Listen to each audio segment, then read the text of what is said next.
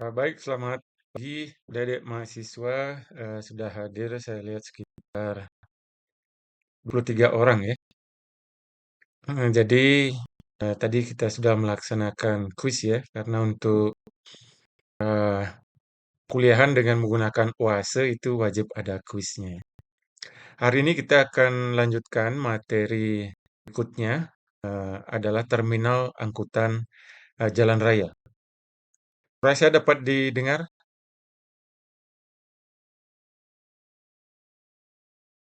Bisa Ya, Pak, Pak. bisa Pak. Dapat, Pak. Eh, kita mulai dengan pengertian terminal ya. Terminal ini merupakan titik simpul terjadinya putus arus, mana merupakan tempat kendaraan umum itu menaikkan dan menurunkan penumpang atau barang. Jadi di sini ada penumpang dan ada barang. Berarti nanti akan ada terminal penumpang dan ada juga terminal barang. Tempat pindahan penumpang barang ini baik intra maupun antar moda transportasi. Jadi intra itu maksudnya adalah antara moda transportasi yang sama. Misalnya bus AKDP dengan bus AKDP. Jadi perpindahan moda dari bus AKDP 1 ke bus AKDP 2 itu termasuk intramoda. Kemudian yang antar moda ini perpindahan moda transportasi yang berbeda. Misalnya penumpang bus turun kemudian naik angkot. Jadi itu termasuk antar moda transportasi. Nah, sebenarnya tujuan adanya titik simpul terminal ini adalah supaya terjadi efisiensi transportasi. Nah, dengan adanya terminal yang ada sekarang, apakah efisiensi transportasi itu sudah terjadi? Jadi itu sebuah pertanyaan. Terminal juga merupakan tempat pengendalian, pengawasan, pengaturan, dan pengoperasian sistem arus angkutan penumpang atau barang. Jadi tempat pengendalian ini maksudnya seperti apa? Jadi supaya nanti angkutan umum itu tidak menggunakan badan jalan untuk menunggu penumpang. Jadi mereka akan memerlukan satu tempat, itulah di terminal. Prasarana angkut merupakan salah satu prasarana. Jadi kalau di sistem transportasi kita mengenal sarana dan prasarana. Sarananya itu adalah angkutan umum, prasarananya salah satunya adalah terminal. Terminal juga merupakan unsur tata ruang yang memiliki peranan penting bagi kehidupan wilayah kota. Jadi nanti di dalam rencana tata ruang wilayah, seperti misalnya RT RW Kota Denpasar, pasti di dalamnya juga terdapat pengaturan terkait lokasi terminal. Dan juga terdapat pengaturan terkait tipe atau jenis terminal. Misalnya di Kota Denpasar, dalam RT RW itu pasti akan muncul terminal tipe A yang mana, terminal tipe B mana, terminal tipe C-nya mana. Selanjutnya fungsi terminal. Jadi fungsi terminal itu bisa dilihat dari sisi penumpang, dari sisi pengelola atau operator, dan dari sisi pemerintah atau regulator. Kita lihat satu persatu. Dari sisi penumpang, untuk apa terminal ini? Jadi untuk kenyamanan menunggu, supaya penumpang tidak menunggu di pinggir jalan. Kenyamanan melakukan pergantian atau perpindahan moda transportasi. Tempat tersedianya berbagai fasilitas umum dan informasi, serta fasilitas parkir. Jadi diusahakan fungsi terminal bagi penumpang itu untuk meningkatkan kenyamanan penumpang untuk berpindah moda. Bagi pengelola atau operator adalah untuk pengaturan pelayanan operasi kendaraan, penyediaan fasilitas istirahat bagi awak kendaraan, sebagai fasilitas pangkalan. Apa maksudnya pangkalan ini? Jadi sebagai tempat istilahnya ngetemnya ya, ngetemnya dari angkutan umum. Misalnya angkot di Kota Denpasar di Terminal Ubung, di angkot itu diberikan fasilitas pangkalan di Terminal Ubung. Fungsi terminal bagi pemerintah sebagai regulator adalah dalam rangkaian perencanaan dan manajemen lalu lintas. Jadi untuk menata lalu lintas supaya tidak terjadi kemacetan. Terminal juga sebagai sumber pendapatan retribusi. Ini dulu ya, tapi sekarang sudah dengan aturan baru ya, Undang-Undang Nomor 1 Tahun 2022 sudah tidak diizinkan lagi memungut retribusi di terminal. Dan juga sebagai pengendali arus kendaraan umum. Seperti tadi ya, supaya angkutan umum itu tidak berserakan di pinggir jalan, tetapi ditata kemudian masuk di dalam terminal. Klasifikasi dari terminal yang pertama klasifikasi berdasarkan peranannya. Ada terminal sekunder, ada terminal primer. Ya. Terminal primer ini untuk pelayanan arus barang penumpang untuk jangkauan regional. Sedangkan terminal sekunder ini bersifat lokal, melengkapi dari terminal primer. Berdasarkan fungsinya, pertama ada terminal utama. Ciri-cirinya sebagai pengatur angkutan melayani arus barang penumpang jarak jauh dengan volume yang tinggi. Ini pergerakan jarak jauh, volume tinggi. Kalau bongkar muat barang, kira-kira setara dengan 8 ton per armada. Kalau bongkar naik turun penumpang, itu sekitar 40 penumpang per unit armada. Artinya kalau 40 penumpang per bus, ini bus besar. Berarti terminal utama ini adalah melayani gerakan antar kota, antar provinsi. Kemudian terminal madya. Fungsinya mengatur angkutan yang bersifat melayani arus barang penumpang jarak sedang dengan volume sedang. Kalau bongkar muat barangnya itu 5 ton per armada, sedangkan penumpang 20 penumpang per unit. Berarti dengan 20 penumpang per unit ini kira-kira bus sedang atau bus kecil ya, mikrobus. Sehingga terminal madya ini kira-kira akan melayani angkutan jarak sedang, yaitu AKDP ya. Yang tadi akap ya, antara angkutan antar kota antar provinsi. Sedangkan terminal madya melayani AKDP, angkutan antar kota dalam provinsi. Terminal cabang ini melayani barang penumpang jarak pendek atau dekat dengan volume yang kecil.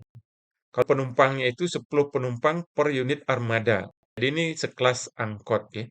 Jadi kira-kira terminal cabang ini identik dengan nantinya terminal C untuk pelayanan angkot.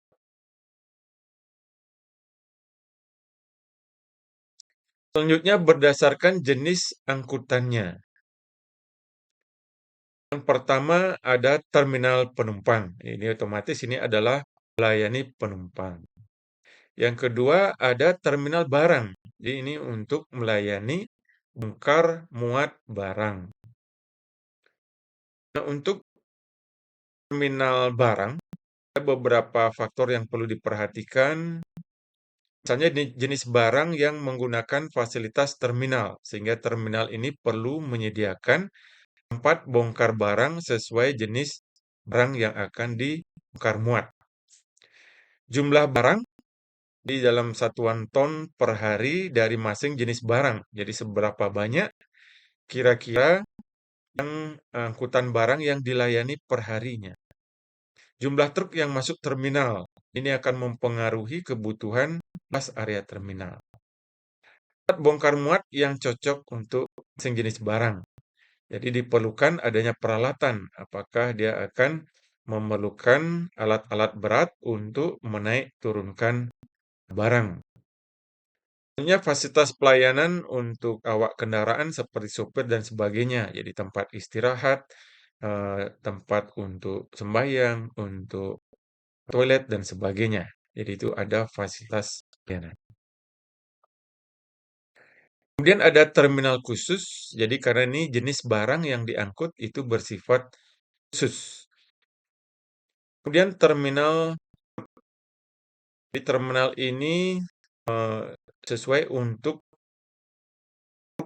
memarkir truk barang yang memarkir kendaraannya. Terminal truk ini sebagai tempat istirahat untuk pengemudi truk. Biasanya mereka akan mengemudi eh, ya pasti lebih dari 4 jam ya, apalagi misalnya dari Jawa ke Lombok, kemudian mereka melintasi Bali. Tabel berikut ini memperlihatkan klasifikasi terminal. Jadi untuk terminal penumpang diklasifikasikan menjadi tipe A, tipe B, dan tipe C. Lalu terminal tipe A itu melayani akap dan tipe B. Nah, kalau tipe B melayani AKDP dan tipe C. Kalau tipe C melayani angkot atau angdes. Nah, jadi apa yang maksudnya tipe A, B, C ini? Kalau di tipe C, yang boleh menjadi pangkalan di sana adalah angkot. Di AKDP tidak boleh. Pangkalnya itu di terminal tipe C. Terminal tipe C ini di kota Denpasar yang mana ya? Jadi misalnya terminal Kreneng, itu masuk terminal tipe C. Nah, dulunya terminal Ubung itu adalah tipe A, sekarang kemudian turun kelas menjadi tipe B. Kemudian turun kelas lagi menjadi tipe C. Jadi supaya Anda sekedar memahami juga ya, kota Denpasar itu yang mana tipe A, tipe B, dan tipe C. Jadi di tipe B itu boleh mangkal AKDP dan angkot atau angdes. Yang di tipe A boleh akap plus tipe B. Berarti boleh ada akap, ada AKDP, dan ada angkot atau angdes. Nah, sekarang yang terminal tipe A hanya ada satu ya, terminal tipe A kita di Mengui. Itu adalah terminal tipe A. Jadi dulunya Ubung adalah terminal tipe A, karena sekarang sudah Mengui menjadi tipe A, sehingga Ubung turun menjadi tipe B. Dan sekarang diturunkan lagi menjadi tipe C. Ya. Jadi dulu juga terminal Tegal. Terminal Tegal itu adalah tipe B, sekarang turun lagi fungsinya menjadi tipe C. Kemudian ada terminal Wangaye, itu juga dulu tipe B, sekarang turun menjadi tipe C. Jadi ini ada permasalahan terkait dengan kewenangan dan kepemilikan aset dari terminal. Karena aset terminal itu adalah milik Kota Denpasar, sehingga Kota Denpasar, kalau misalnya terminal Ubung sebagai tipe B, berarti asetnya harus diserahkan ke provinsi. Kelihatannya pemerintah Kota Denpasar belum bersedia menyerahkan aset ke provinsi, sehingga diturunkan dari klasifikasi tipe B menjadi tipe C. Kemudian artinya apa? Kalau terminal Ubung itu tipe C, maka yang boleh mangkal di sana hanya angkot atau angdes. Dalam kenyataannya masih banyak ya, jadi masih ada KDP, kemudian juga akap yang mangkalnya di terminal Ubung. Mangkal tidak boleh sebenarnya, kalau sekedar lewat masih boleh ya, tetapi mangkalnya itu tidak boleh. Mangkal itu sesuai jenis terminal tipenya. Kemudian yang kedua dari segi lokasi. Lokasi terminal tipe A itu harus berada di jalan arteri primer. Sedangkan lokasi tipe B, jalan arteri atau kolektor primer, tipe C, jalan kolektor atau lokal sekunder. Kemudian juga demikian kelas jalan, kemudian jarak minimum antara dua terminal. Terminal tipe A minimal jaraknya 20 kilo. Terminal tipe B jaraknya 15 kilo. Artinya dalam radius 15 kilo tidak boleh ada dua terminal tipe B. Kalau terminal tipe C tidak ada masalah. Kemudian luas lahan, kalau terminal tipe A minimal 5 hektar. Yang tipe B minimal 3 hektar. Kemudian yang ke nomor 6, jadi yang penting juga diperhatikan akses keluar masuk terminal. Kalau tipe A, minimal 100 meter dari jalan utama. Sehingga Anda lihat coba terminal Mengwi posisinya. Di posisi terminal Mengwi tidak persis di pinggir jalan utama, tapi masuk ke dalam. Jadi ini sudah memenuhi persyaratan ya, minimal 100 meter. Coba kita bayangkan dulu terminal Ubung itu sebagai tipe A, di mana terminal Ubung tepat berada di pinggir jalan Cokro Aminoto yang merupakan jalan arteri primer. Jadi dari segi aturan, sebenarnya tidak memenuhi syarat karena dia berada persis di pinggir jalan utama. Demikian juga yang tipe B ya, minimal jaraknya adalah 50 meter. Contohnya hubungan terminal dengan pelayanan angkutan penumpang. Jadi nanti ada pelayanan yang bersifat lintas batas negara, itu tipe A ya. Kapan terjadi lintas batas negara ini? Jadi ini terjadi misalnya di Kalimantan yang berbatasan dengan Malaysia. Dia ada terminal lintas terminal A melayani lintas batas negara. Untuk angkutan antar kota antar provinsi sudah pasti di tipe A.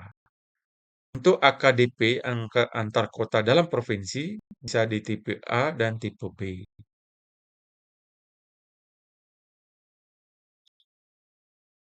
Selanjutnya adalah pengertian daerah kewenangan terminal.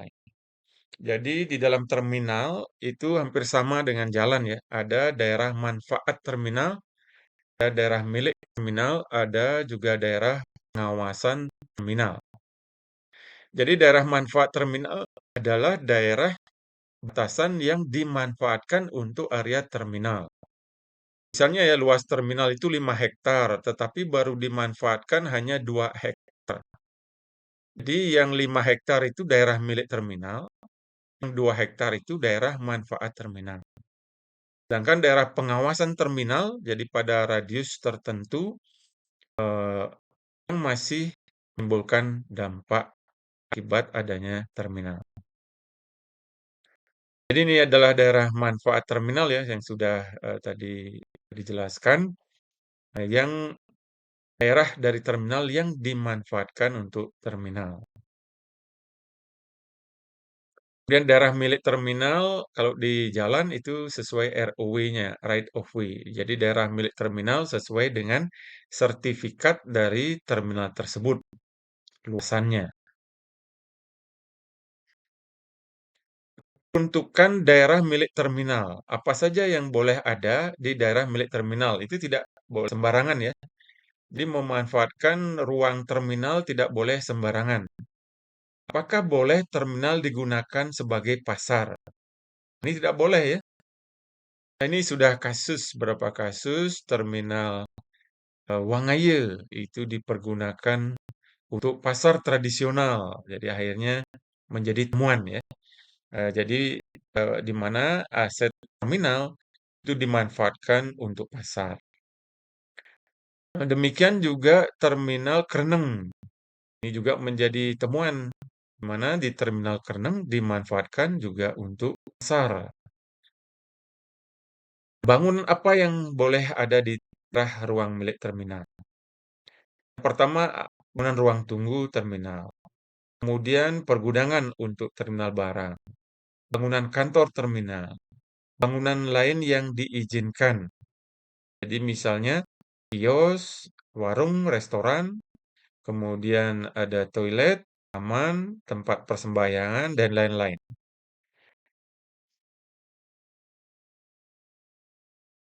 Nah, daerah pengawasan terminal itu adalah kenapa perlu ada daerah pengawasan? Karena sering terjadi gangguan. Ya.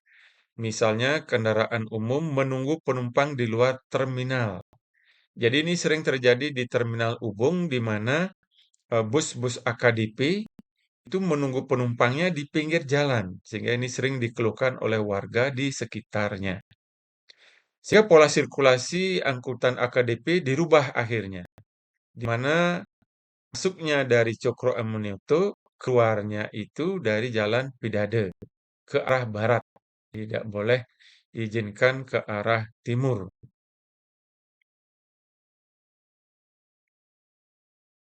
Fasilitas utama apa saja yang ada dalam terminal? Jadi ada 5 fasilitas utama dalam sebuah terminal. Yang pertama adalah fasilitas areal keberangkatan. Jadi merupakan pelataran untuk penumpang umum naik atau turun, atau mulai perjalanannya untuk menaikkan penumpang ya. Kemudian areal kedatangan adalah areal penumpang untuk turun. Jadi angkutan umum menurunkan penumpang. Areal menunggu kendaraan merupakan pelataran untuk penumpang menunggu keberangkatan. Areal lintas merupakan areal bagi kendaraan penumpang kendaraan angkutan penumpang umum itu beristirahat sementara dan juga merupakan areal untuk menaik turunkan penumpang. Kemudian areal tunggu penumpang. Dia merupakan areal menunggu penumpang untuk menunggu keberangkatan berikutnya. Jadi nanti ada areal menunggu kendaraan, dia berupa parkir tempat parkir kendaraan. Areal tunggu penumpang berupa terminal penumpang. Kemudian tadi adalah fasilitas utama. Jadi untuk terminal barang, secara umum terdapat 24 fasilitas ya yang diperlukan di terminal barang untuk melayani barang, kendaraan maupun orang. Jadi di antaranya tempat bongkar muat, pusat distribusi, depo kontainer, area lintas, dan seterusnya. Sampai material handling, penanganan material. Selanjutnya untuk fasilitas penunjang terminal penumpang, itu ada sekitar 25 fasilitas.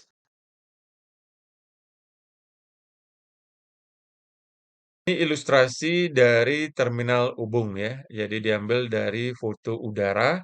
Ini kondisi terminal Ubung. Sebelah timurnya utara ini adalah permukiman penduduk. Sebelah selatan ada kantor PU dan permukiman penduduk. Sebelah barat permukiman. Sebelah timur di sini ada Jalan Cokro Aminoto ya. Jadi ada STM SMK ya. Dulu STM, sekarang SMK 1.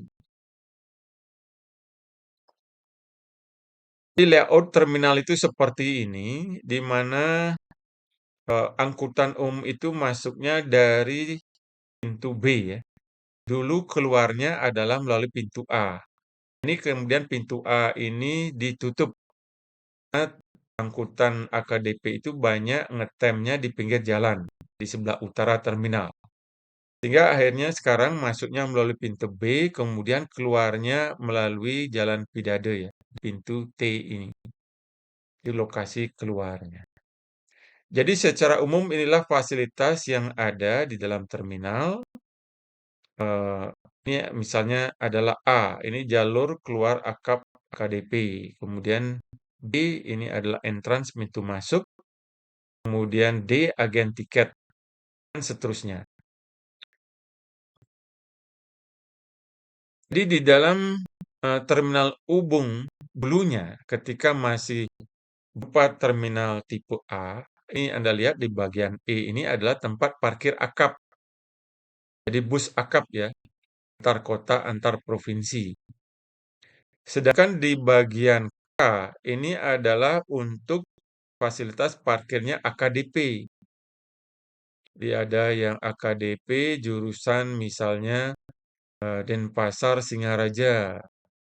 Jurusan Denpasar Singaraja via lewat Bedugul, Denpasar Singaraja lewat Pupuan. Kemudian ada jurusan Denpasar Gilimanuk lewat Negara. Kemudian yang bagian M, ini dulunya adalah lokasi tempat angkot. Jadi E ini tempat akap, K-nya ini adalah tempat AKDP, M ini adalah tempat parkir angkot. Sedangkan O dan N ini adalah tempat parkir kendaraan pengunjung, jadi pengantar dari penumpang. Dulu Terminal Ubung ini sempat ramai, Ketika kemudian turun fungsinya menjadi tipe B, kemudian tipe C, terminal hubung ini sekarang sepi ya. Bagaimana kemudian upaya apa yang dilakukan untuk melakukan reformasi terminal ini ya? Supaya terminal ini dulu ya, terminal hubung itu kesannya angker.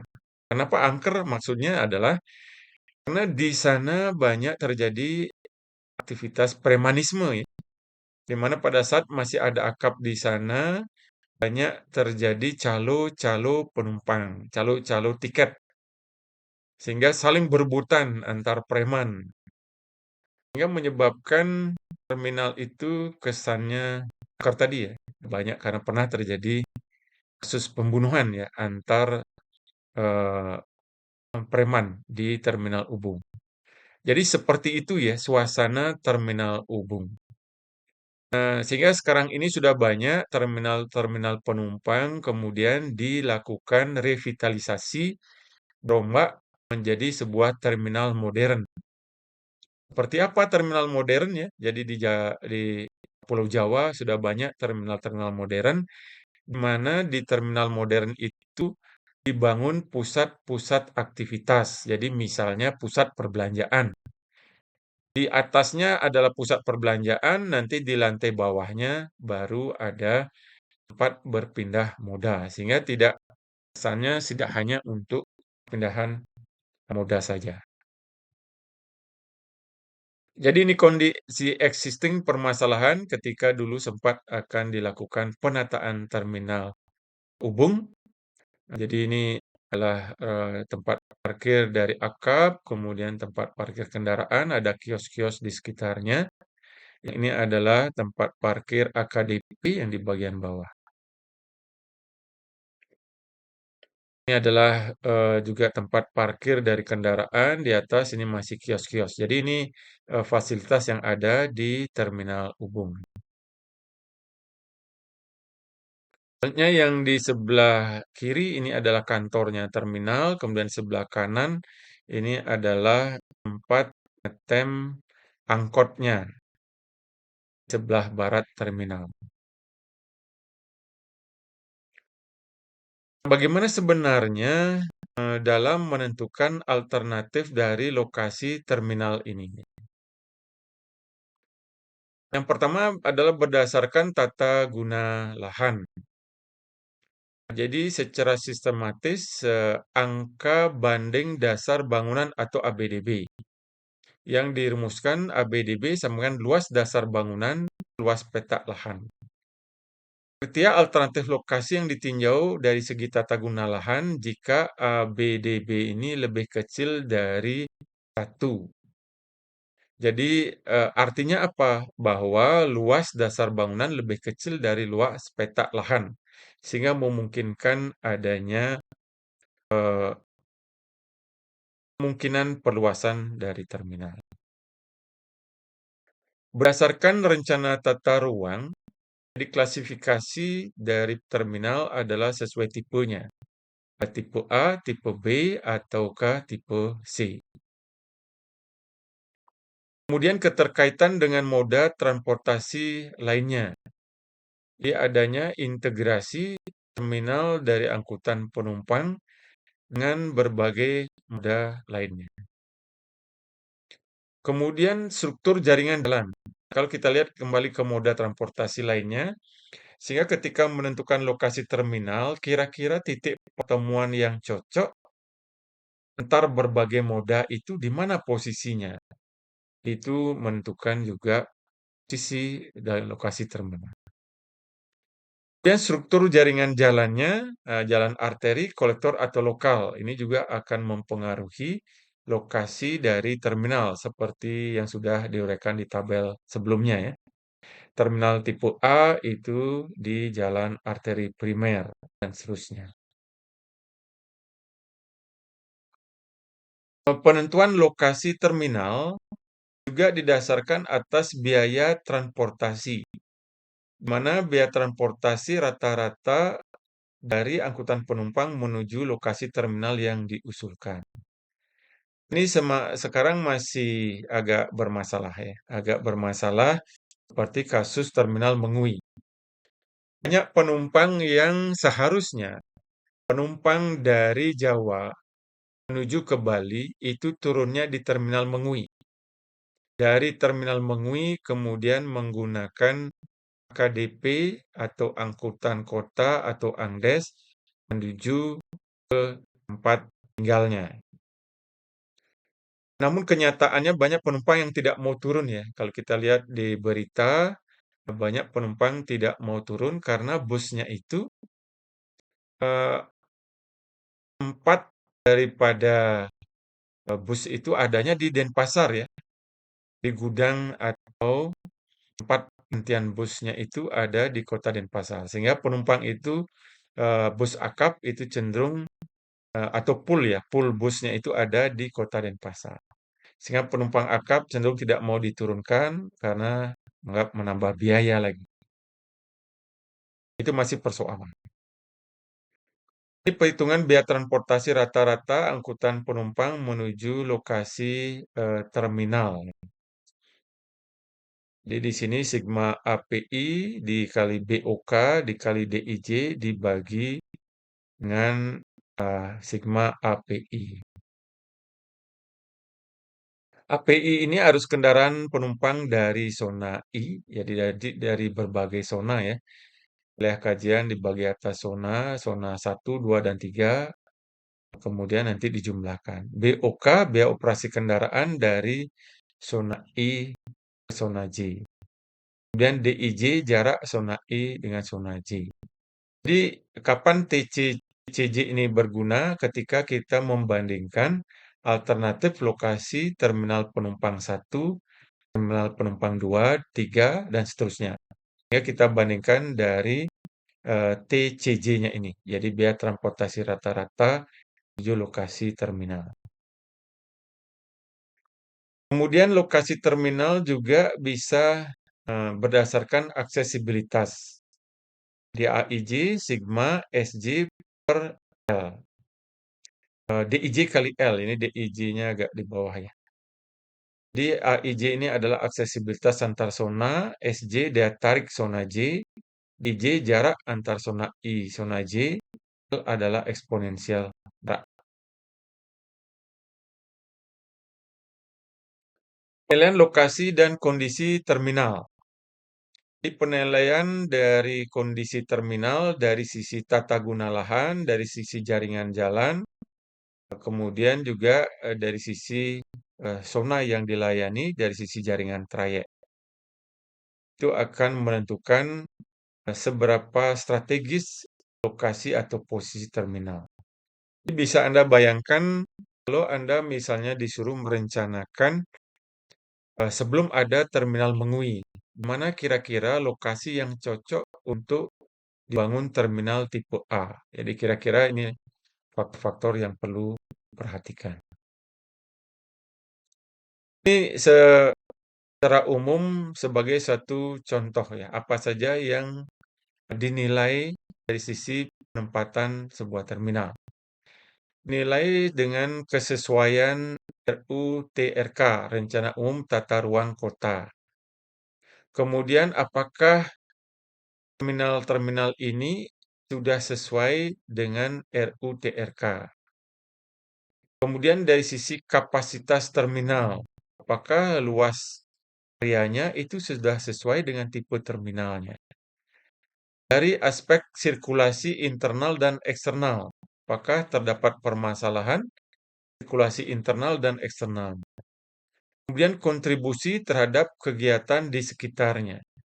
Kemudian kontribusi terhadap kebutuhan pergerakan penduduk. Selanjutnya dari aspek gangguan lingkungan. Jadi ini akan mempengaruhi skor dari posisi terminal. Sehingga kita bisa membandingkan misalnya Ubung, Kreneng, kemudian Tegalsari, Bungaya, Terminal Gunung Agung. Nah, Terminal Gunung Agung ini sudah tidak ada sekarang ya. Kita bandingkan dari semua aspek ini, kemudian kita buat skornya. Sehingga nanti bisa kita nilai mana yang terminal dengan skor yang paling tinggi dan seterusnya. Jadi saya kira untuk materi terminal itu hanya sampai, di sini ya.